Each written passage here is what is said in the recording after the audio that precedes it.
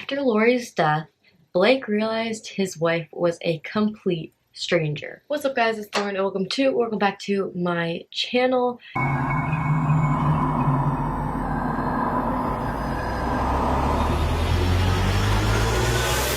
It's been a minute. I am trying to get back into the swing of filming again. Just uploaded on my main channel like 2 nights ago. But I also need to figure out something different to say than welcome back to my channel, because I made that up like without seeing anybody else say it. And obviously people have said it before, like I didn't make it up completely, but when I started saying it, I didn't know any other YouTuber who said it. So I was like, I'm not copying anybody. But now, all of a sudden, all these YouTubers I watch are saying it. Like 3 or 4 YouTubers within the past few days have started saying it. So I'm like, now I have to change it up, but I don't know what to say. Because, you know, what's up, guys? It's Lauren and welcome to my channel, or welcome back, or it's just all boring. And I need something that applies to everybody. That's why I say welcome to or welcome back to my channel, because you're either returning or you're here for the first time. So anyways, comment down below ideas if you have any. That'd be greatly appreciated. So anyways, in this video, I'm going to be telling you guys the mystery of the woman without an identity and how it took years for them to figure out who she really was. She was lying to her husband, she was lying to her husband's family, she was lying to her own child, she was lying to the entire world. So, it was Christmas Eve of 2010 when the body of 42-year-old Lori Erica Ruff was found dead in her parked car outside the Ruff family home in Longview, Texas. The conclusion was made that her death was caused by a self-inflicted gunshot to the head. Her husband, Blake Ruff, was really sad about this, as any husband would be, or almost any. And as many do after a loss, he started going through Lori's belongings. Included in her things was a sealed lockbox buried very deep in her closet, and she had actually warned Blake to not go anywhere near the box. Once Blake opened the box, he understood why Lori did not want him anywhere near it, and that was because there was a birth certificate and several IDs to different people in that box. So, as you guys could probably guess already, Blake's wife was not who she claimed to be at all. She was an identity thief. 2004 was the year that Blake got married to who he thought was Lori, and she had committed suicide shortly after Blake filed for divorce and moved back in with his parents. Now, Lori's behavior was described by many as erratic from the time, they got divorced all the way to her death. She would send threatening emails to Blake and his family and was possibly even attempting to break into their house at one point, but that fact is not for certain. And before marrying Blake, Lori was known as Lori Erica Kennedy, and she arrived to this identity by way of a little girl by the name of Becky Sue Turner. Little Becky was only 2 years old when she unfortunately passed away from a house fire outside of Seattle, Washington in 1971.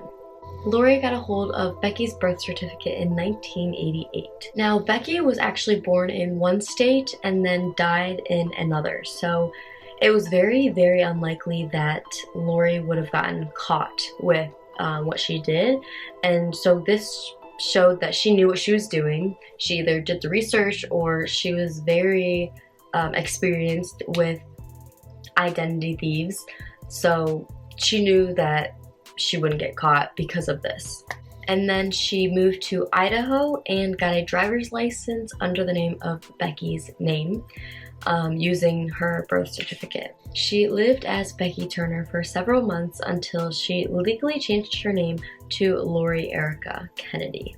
And then after that, she moved to Dallas, where she met Blake. Now, Blake's family was pretty suspicious of Lori from the beginning, but Blake, he was in love, so he kind of just disregarded their comments and said, I like this girl, so we're gonna see where it leads. And when Lori was asked about her family, she said that her parents had died and she had no siblings. The only witness to the couple's marriage was a priest. And after the couple got married, they moved away from the eastern area of Texas and moved to Leonard, Texas, or Leonard, Texas. I don't know how to pronounce it, but that is in the southwestern region. And the two started trying for a baby pretty much immediately after getting settled in, but unfortunately they had fertility issues. And then finally, after many miscarriages, many disappointments, blood, sweat, and tears, literally, after 4 years, they gave birth to a little baby girl using vitro, I think is how to pronounce it, fertilization. However, after the birth, Lori started behaving very strangely. She was overly protective of her daughter. She wouldn't let anyone hold her. And yeah, she was a new-time mom, but even for a new-time mom, she was very excessive about it, about the overprotectiveness and, you know, being too cautious. And then the tension between Blake's family grew when they were actually rejected access and like visits to their own granddaughter. Even at the slightest inconvenience, Lori would complain to Blake about his parents. And Blake was really close with his parents, so after a while he could not take it anymore. He moved back in with his parents, and that's when he filed for divorce. And then that's when Lori started sending threatening emails, like I had mentioned before, possibly broke or attempted to break into their home. And then, yeah, sent threatening emails to him and his family. And it was also noted that Lori and her daughter were actually losing weight, like noticeably losing weight. And then early on Christmas Eve is when Lori drove to the family's house, parked her car, and shot herself while the car was still running. Blake's father went out to get the paper when he noticed her car and called the police. Lori had left behind 2 suicide notes, one to Blake and the other to their young daughter. Authorities described the letters as ramblings from a clearly disturbed person. And the letters never mentioned anything, not once, about her true identity, who she really is, or the fact that she was even an identity thief. There were basically no clues as to who she might be, so Lori Erica Ruff was put into the federal government's database as missing and unidentified persons as a Jane Doe. Now, investigators started trying to search for who Lori really was, her true identity, and this took 6 years. And then the day finally came in September of 2016 when the case was finally solved. Her real name was Kimberly McLean. DNA analysis was used from their daughter, so investigators were able to trace her identity back to a family in Pennsylvania. Their daughter had actually disappeared in 1986 at 17 years old, and the theory that the family had was that she just didn't like her new stepdad, so her mom's new husband, so she just suddenly packed up and left with no words, basically. Like, it was really sudden to them.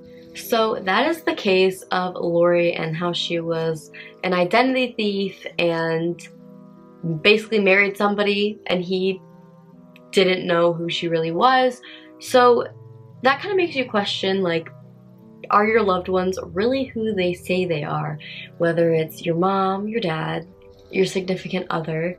I'm not saying that you watching have fake people in your life. Well, you probably do, because this world is just crazy nowadays, but you get my point. But just maybe keep an eye out for some odd behavior. And if there's a box that somebody told you to stay away from at all costs, don't stay away from it. Open it immediately and make sure that that person is not an identity thief. Boom. So, with that being said, thank you guys so much for watching this video. If you liked it, give it a thumbs up. If you disliked it, give it a thumbs down. I don't really care. Subscribe if you're new. Comment down below what videos you'd like to see next. Comment down below what you thought of this mysterious case. And I'll see you guys in the next one. Bye!